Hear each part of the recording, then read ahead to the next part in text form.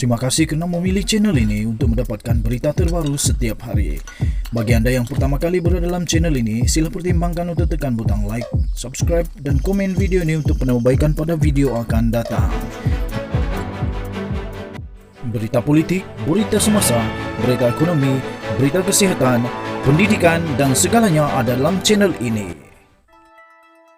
Halo, selamat pagi. Kita teruskan berita terkini dipetik daripada inforakyat.net bertajuk Apa Ada di Sebalik Akaun Rahsia UMNO.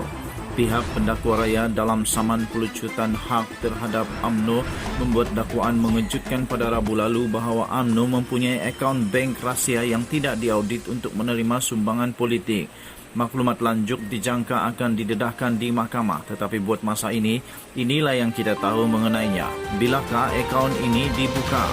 Menurut DH, pendakwa raya memberitahu Mahkamah Tinggi Kuala Lumpur bahawa akaun tersebut dibuka pada tahun 1988 di Southern Bank Cawangan Wisma Genting, Kuala Lumpur. Southern Bank kemudiannya diambil alih oleh Bank CIMB pada tahun 2006. Tahun 1988 adalah tahun yang sama UMNO dibatalkan pendaftarannya kerana mempunyai cawangan yang tidak sah dan kemudian didaftarkan semula sebagai UMNO baru. Siapa yang tahu mengenai akaun itu? Pihak pendakwa raya berkata pemimpin UMNO pada tahun 1988 tahu mengenai akaun itu termasuk Presiden UMNO ketika itu, Dr. Mahathir Mohamad, Timbalan Presiden Allahyarham Ghaffar Baba dan Bendahari Agung UMNO Daim Zainuddin.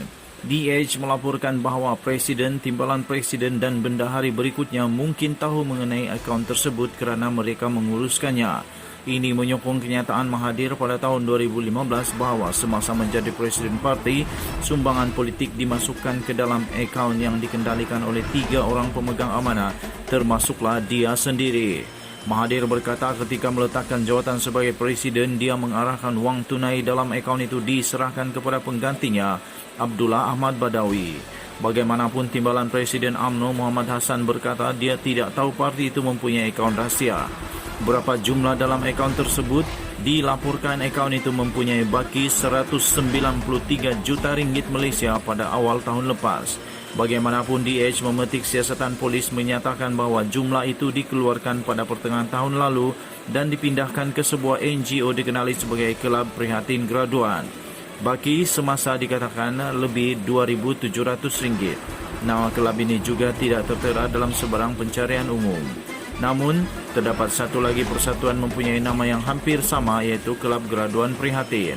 Menurut catatan oleh Kolej Sains dan Teknologi Antarabangsa Melaka tahun lalu,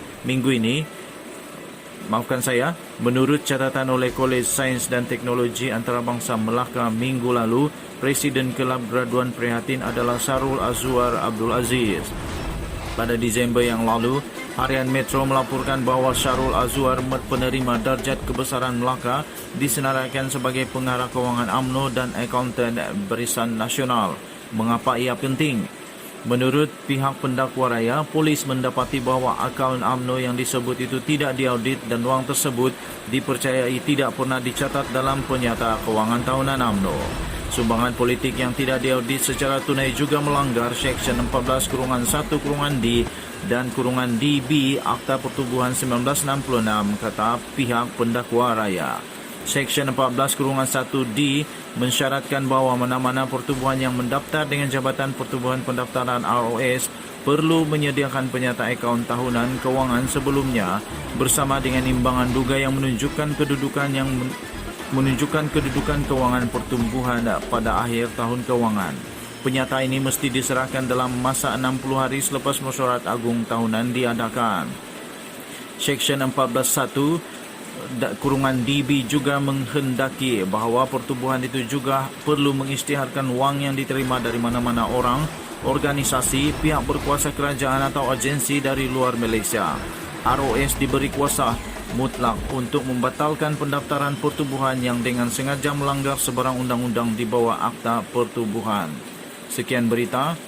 Kita bertemu lagi pada berita akan datang. Selamat pagi Malaysia. Bye-bye.